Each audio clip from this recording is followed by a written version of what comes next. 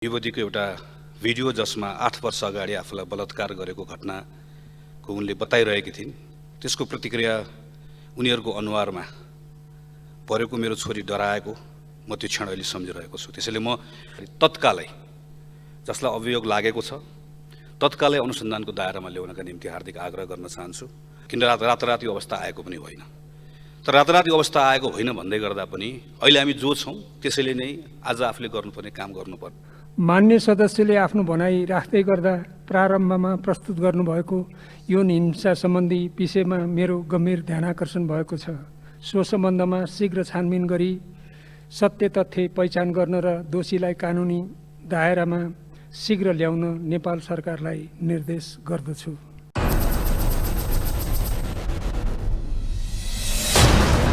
सम्माननीय सभामुख महोदय, हिजो साँझ घर जाँदाखेरि श्रीमती र दुईटा सानसानो छोरीहरू सामाजिक सञ्जालमा आएको एउटा नौजवान युवतीको एउटा भिडियो जसमा 8 वर्ष अगाडि आफूलाई बलात्कार गरेको घटनाको उनले बताइरहेकी थिइन्।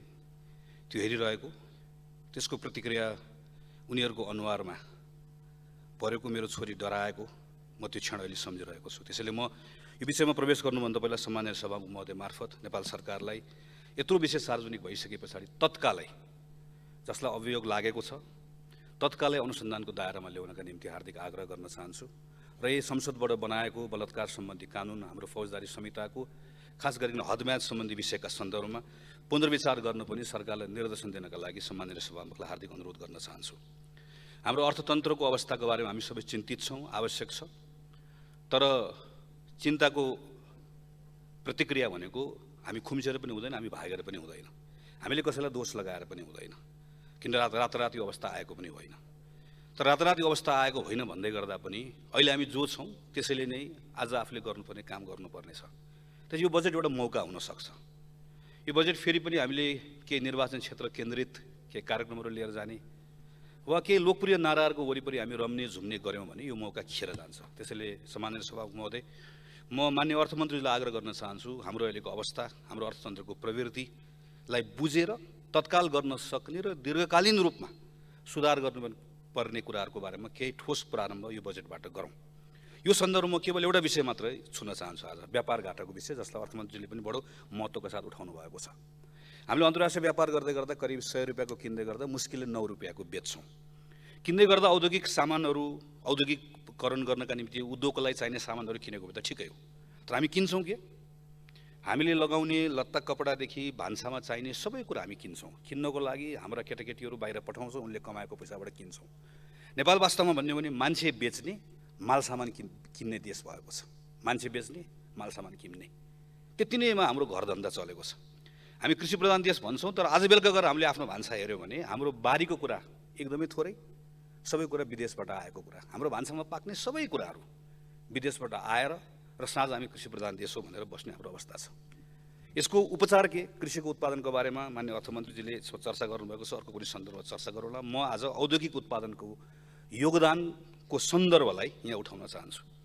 हामी अहिलेसम्म एउटा गलत भाष्य लिएर बसेका छौँ कि 1990 को उदारीकरण पछाडि हामीले केही उद्योगहरू बेच्यौँ, त्यो उद्योगहरू नबेचेको भए आज यो चमत्कार भइरहेको हुन्थ्यो भनेर भन्छौँ। तर तथ्याङ्क हामीले हेऱ्यौँ भने 49 देखि 51 नै नेपालको त्यस्तो अवधि हो जुन बेलामा नेपालमा सबैभन्दा बढी उद्योगहरू दर्ता भए र सबैभन्दा बढी तिनै बेलामा दर्ता भएको उद्योगहरूले आज केही न केही औद्योगिक आधारहरू तयार गरेको छ। तर हामी अहिले पनि बेला बेलामा त्यो उद्योग नबेचेको भए त्यो जुत्ता कारखाना, त्यो लुगा लत्ता कपडा कारखाना भन्छौँ। त्यो गलत हामी सबैलाई थाहा छ, नभए हामी सरकारले उद्योग खोलिहाल्थ्यौँ।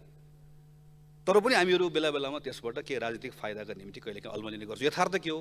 हामी औद्योगिकरणको प्रारम्भ गऱ्यौँ, तर त्यो अगाडि बढ्न नपाउँदाखेरि नै हामी एग्रिकल्चरबाट एकैपटक सर्भिसमा गयौँ।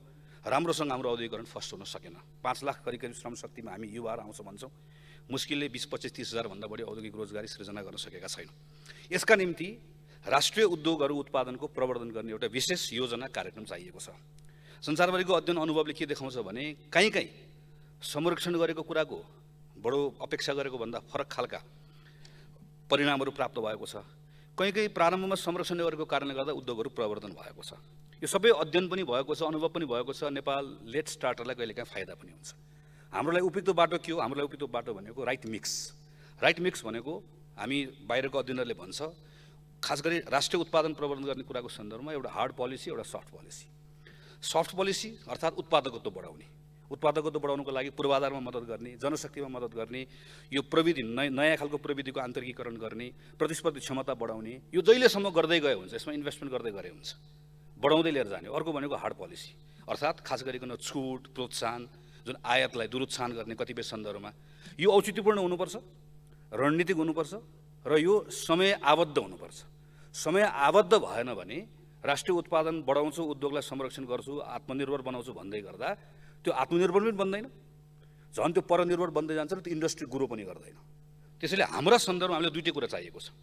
यसको लागि नेपाली कांग्रेस पार्टीको तर्फबाट हामीले सम्माननीय प्रधानमन्त्रीलाई भेटेरै 2079 देखि 2089 सम्मको दशकलाई राष्ट्रिय उत्पादन बढाउने र उपभोग बढाउने दशकको रूपमा यसलाई लियौँ र उत्पादन बढाउनको लागि खास गरिकन उत्पादनको आन्तरिक बजार पनि छ, बाह्य बजार पनि छ।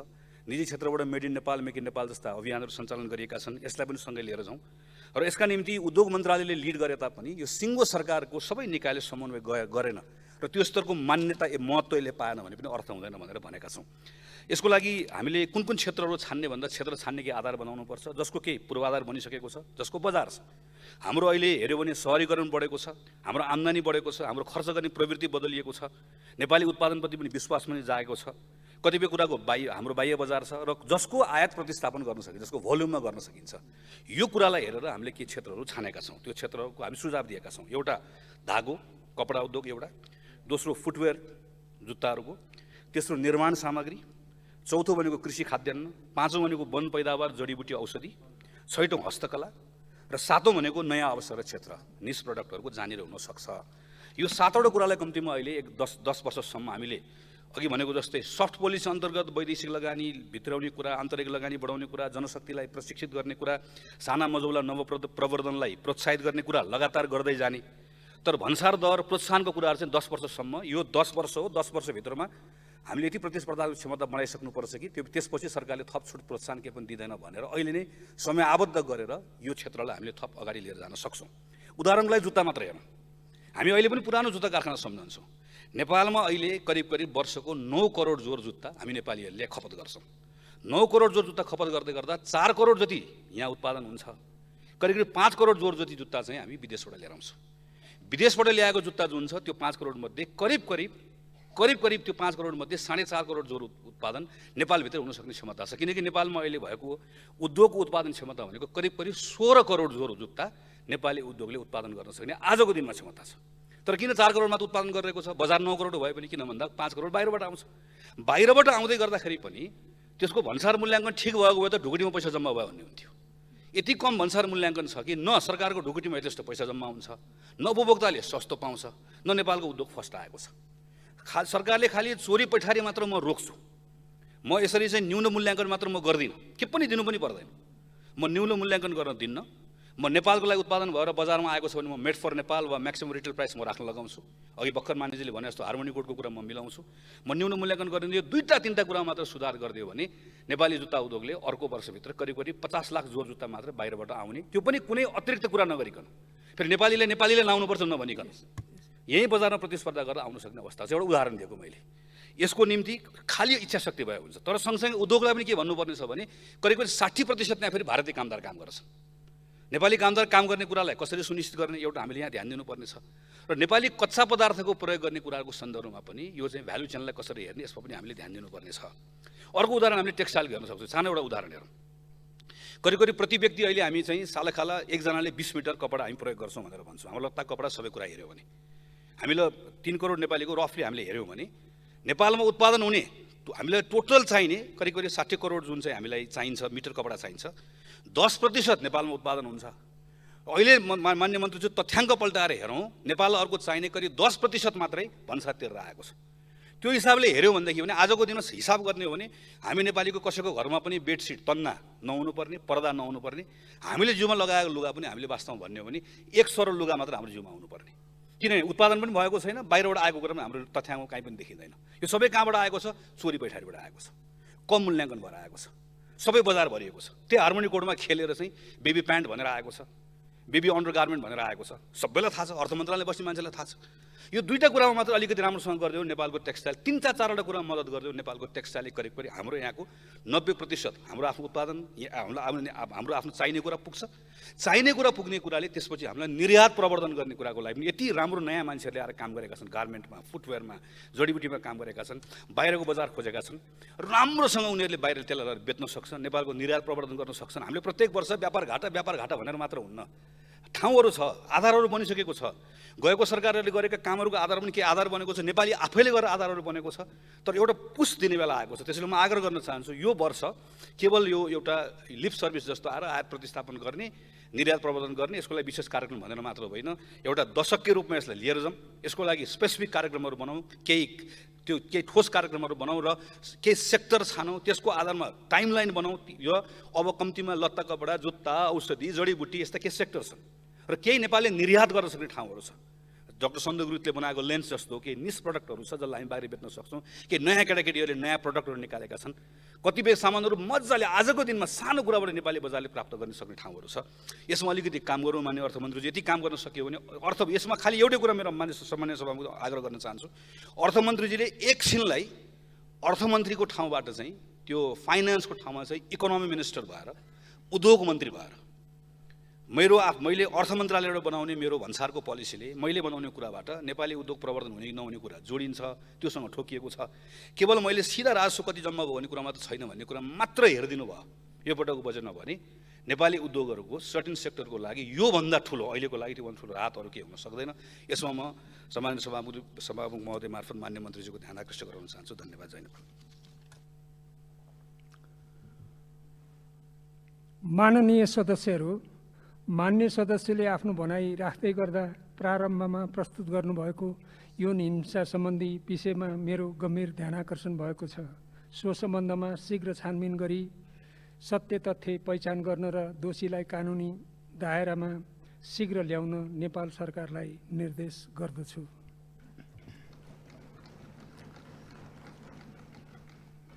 अब माननीय श्री वर्षमान पुन, समय 10 मिनट, यसपछि माननीय श्री गोपाल बहादुर बम।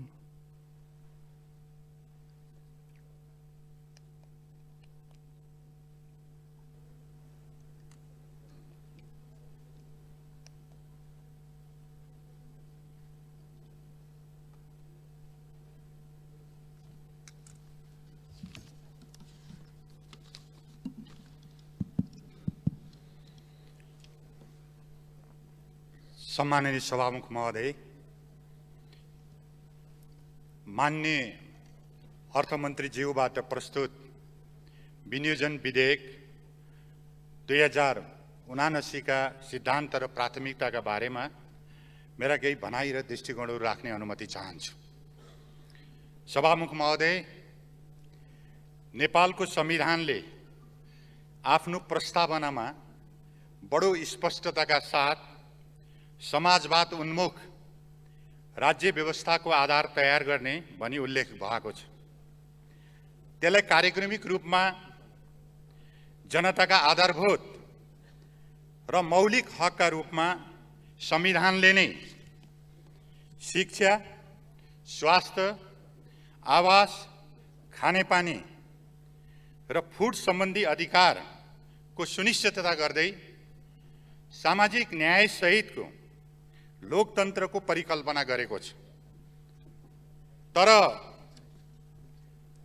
दुई विपरीत कित्तामा रहेका राजनीतिक दल, उनीहरूले बोक्ने सिद्धान्त, दर्शन, विचार र कार्यक्रममै व्यापक मतभेद र भिन्नता भएका दलहरूको गठबन्धन सरकारबाट प्रस्तुत विनियोजन विधेयकको सिद्धान्तमा कसरी स्पष्टता र समरूपता सम्भव छ सभामुख महोदय? त्यसकारण यो विनियोजन विधेयकको सिद्धान्त पनि स्पष्ट छैन, बाटो पनि स्पष्ट छैन, कुन बाटो हिँड्ने हो। प्रधानमन्त्रीजीको बजेट सिद्धान्त नीति र कार्यक्रम र अर्थमन्त्रीजीको बजेट सिद्धान्त कार्यक्रम र नीतिमा नै आधारभूत रूपमा मतभिन्नता र विपरीत सिद्धान्तको जगमा उभिएको छ। त्यसैले प्रस्तुत प्राथमिकता र सिद्धान्तहरू सुस्पष्ट छैनन् भन्ने मेरो आफ्नो भनाइ छ। सभामुख महोदय, अर्थतन्त्रमा तस्करी तन्त्र बढेको, पुँजी पलायन भएको र कालो पुँजीलाई कानुनी बनाउने काम भएको अवस्था छ सभामुख महोदय। आज सन् 2022 मा नै सम्पत्ति सुदृढीकरणको इभालुएसन हुँदैछ सभामुख महोदय, तर त्यसमा यो सरकारले यहाँ मौनता साधेको छ। न त प्राथमिकतामा र सिद्धान्तमा यसले आफ्नो कुरा स्पष्ट गर्न सकेको छ। त्यसैले यो दिशाहीन छ र लक्ष्यहीन छ र यसको कुनै आफ्नो डेस्टिनेसन र गन्तव्य छैन भन्ने मेरो जिकिर छ सभामुख महोदय। सभामुख महोदय, अर्थतन्त्रको प्रमुख समस्या भनेकै आयातमुखी अर्थतन्त्र रहनु नै हो। आज आन्तरिक उत्पादन बढाउने तथा आयात प्रतिस्पादन गर्ने विषयमा यो सरकारका सधैँ कथा भएका छन् र गफ मात्रै भएका छन् सभामुख महोदय। सभामुख महोदय, प्रत्येक महिना विदेशी मुद्राको सञ्चिति घट्दो छ। त्यसलाई बचाउन सरकारबाट ठोस कदम चालेको देखिँदैन सभामुख महोदय। आयात नियन्त्रण गर्ने भनी गरिएको केही समय अगाडि 10 वस्तुहरूको आयात लगाइएको व्यवस्थाले समेत त्यस्ता वस्तुको सबै हार्मोनिक कोड नसमेटेकोले अन्य समूह मार्फत भित्रिने ठाउँ स्पष्ट देखिएको छ सभामुख महोदय। यसमा गम्भीरतापूर्वक म ध्यान आकर्षण गर्न चाहन्छु। त्यसै गरी सभामुख महोदय, मोबाइल र मोटरसाइकलको सीमामाथि राखिएको छ, जसले गर्दा सोको आयात नियन्त्रण गर्ने उद्देश्य पुरा हुने पनि देखिँदैन सभामुख महोदय। विदेशी मुद्रा सञ्चितिको समस्या भइरहेको बेलामा सेनाको हेलिकप्टर खरिद र प्रहरीको हतियार खरिद गर्ने कुरा सुन्नमा आएको छ सभामुख महोदय। यो के हो, यसलाई स्पष्ट गर्नुपर्दछ। हाम्रा आवश्यकता नै नरहेका वस्तुहरू सभामुख महोदय बडा अचम्म लाग्दो छ र बडा टिठ लाग्दो छ। हाम्रो कुनै आवश्यकता नै होइन, कुनै प्रायोरिटीमै छैन। जस्तै गरी त्यस्ता वस्तुहरू जस्तो सुपारी, मरिच, छोकडा जस्ता वस्तुहरूको आयात अनुमति दिएको छ सभामुख महोदय। आश्चर्य चाहिँ यो छ सभामुख महोदय, त्यसमा स्वयं प्रधानमन्त्रीजी, अर्थमन्त्री स्वयंको संलग्नता देखिएको तथ्य के हो सभामुख महोदय? आज यस रोस्टमलाई मान्य अर्थमन्त्रीले यसमा स्पष्ट गर्नुपर्दछ भन्ने पनि म यसमा राख्न चाहन्छु। त्यसमा पनि कुनै नीतिगत स्पष्टता छैन। त्यस्तै गरी सभामुख भए यस्तो बेलामा, यस्तो एउटा अस्थिर अन्यल भएको वर्तमान सन्दर्भमा राष्ट्र ब्याङ्कको गभर्नर हटाएर नेपाली अर्थतन्त्रलाई अरू अस्थिर बनाएको तथ्य हाम्रो अगाडि जगजार्ने छ सभामुख महोदय। सभामुख महोदय, हामीले आत्मनिर्भर अर्थतन्त्र निर्माणका लागि कृषिमा जोड दिने भनेर भनेका छौँ सभामुख। प्रस्तुत प्राथमिकता र सिद्धान्तहरूमा दिए पनि कृषि सामग्रीहरूको विस्थापन गरी जैविक मलको उत्पादन गर्ने, शत्रु बीजहरूको जैविक नियन्त्रण गर्ने, सहजैविक प्रविधि अपनाउने, परम्परागत बहुबाली प्रणालीको पुनर्स्थापना गर्ने या कृषिमा समग्र पर्यावरणीय दृष्टिकोण स्पष्ट गर्दै जमिनको क्षयीकरण, भूमिको उत्पादनमा ह्रास, जैविक विविधतामा कमी, बढ्दो वन फडारी रोक्न, उच्च इन्धनको मागको व्यवस्था गर्ने जस्ता कार्ययोजनाहरू त्यसमा नीतिगत रूपमा अगाडि आउनु पर्थ्यो। ती चिज यहाँ स्पष्ट छैनन् सभामुख महोदय। त्यसले यसमा सरकारको मौनता देखिन्छ। अन्यथा कृषि मार्फत आत्मनिर्भर हुने कुरा पनि खाली गफ मात्र हुन्छ सभामुख महोदय। नेपाली जनताको सपना समृद्धि र समाजवादको स्थापना नै हो सभामुख महोदय। हामीले बाटडी त्रिटाडी चालको यत्रो ऐतिहासिक जनआन्दोलन र जनताका प्रतिनिधिहरू मार्फत लेखिएको संविधान, त्यसको मर्म भावना स्पिरिट अनुसार नेपाली जनताको सपना भनेको समृद्धि र समाजवादको स्थापना नै हो। यसको अर्को विकल्प छैन।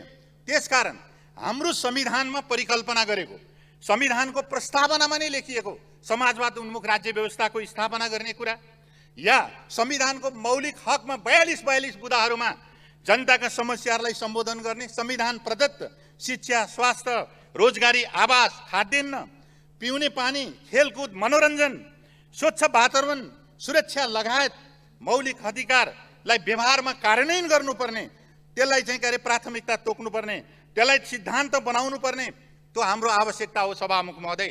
हामीले परिकल्पना गरेको समाजवाद उन्मुख समाज व्यवस्थाको स्थापना गर्नका निम्ति त्यस्ता जनतासँग सम्बन्धित अथवा संविधान प्रदत्त अधिकारहरूलाई हामीले सम्बोधन गर्ने गरी हाम्रा सिद्धान्तहरू, हाम्रा प्राथमिकताहरू, हाम्रा नीतिहरू, हाम्रा कार्यक्रमहरू प्रस्तुत भएर आउनु पर्दछ। नभए व्यवस्था मात्रै परिवर्तन हुने, सिस्टम मात्रै परिवर्तन हुने, त्यसलाई आर्थिक एजेन्डाले समात्नै नसमात्ने परिस्थिति निर्माण भयो भने सभामुख महोदय यसको चाहिँ स्थायित्वमा प्रश्न उठ्छ। सभामुख महोदय, जनताले प्रश्न उठाउँछन्। सभामुख महोदय, जनताको जीवनसँग जोडिएका मुद्दाहरू, जनताको जीवनलाई रूपान्तरण गर्ने, म यस बेला मेरो नेता तत्कालीन हाम्रो जननेता पार्टीका महासचिव मदन भण्डारीलाई पनि सम्झना गर्नु चाहन्छु कि उहाँले भन्नुहुन्थ्यो जीवनको